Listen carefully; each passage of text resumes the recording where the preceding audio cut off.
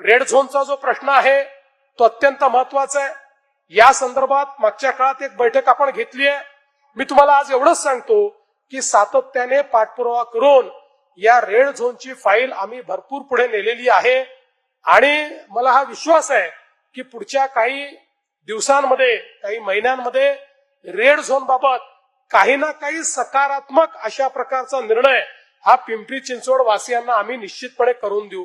पण त्यासोबत blue line आणि रेड लाईनचा देखील प्रश्न या ठिकाणी आहे आणि त्यामुळे मोठ्या प्रमाणात लोकांचा विकास अडलाय, अडचणी झाल्या आहेत, लोक इल्लीगल ठरलेले आहेत. खरं म्हणजे हा जो ब्ल्यू लाईन रेड लाईनचा प्रश्न आहे हा दोन गोष्टींमुळे तयार झाला. एक तर आपला जो नवीन युनिफाईड डीसीपीआर आहे त्या युनिफाईड डीसीपीआर मधल्या काही तरतुदी आहे की ज्या तरतुदींमुळे या ठिकाणी इथला विकास हा थांबलेला आहे. आणि दुसरं रेड लाईन आणि ब्ल्यू लाईनचा जो विषय आहे हा कधीतरी 100 वर्षापूर्वीच्या 50 वर्षापूर्वीच्या गृहितिकांवर आधारित आहे. म्हणजे तेव्हाचे जे काही आपले फ्लड्सचे जे काही मार्किंग आहेत त्याच्या आधारावर हा केलेला आहे.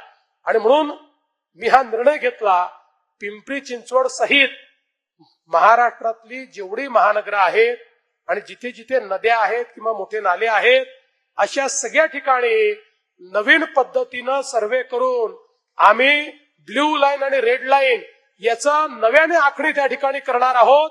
आणि ही नव्याने आखणी करून आता आपल्याकडे फ्लड मिटिगेशन मेजर्स आहेत.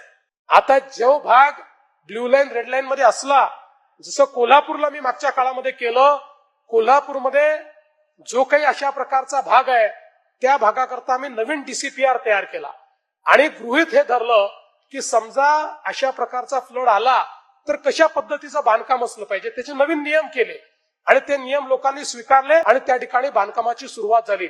तशाच पद्धतीनं आपल्या पिंपरी चिंचवडमध्येही ज्या भागामध्ये ब्ल्यू लाईन रेड लाईनचा प्रश्न आहे तिथे आता आम्ही सॅटेलाइट इमेजरीचा वापर करतो, जिओस्पेशियल डेटाचा उपयोग करतो आहोत आणि फ्लड मिटिगेशन सिस्टीमचा वापर करतो आहोत. त्यामुळे मला विश्वास आहे आणि पुढच्या काळामध्ये डीसीपीआर मध्ये आपण युनिफाईड डीसीआर मध्ये आपण बदल करणार आहोत की ज्या माध्यमातून इथला हा जो प्रश्न आहे हा प्रश्न पूर्णपणे सोडवण्याचं काम आपण करू.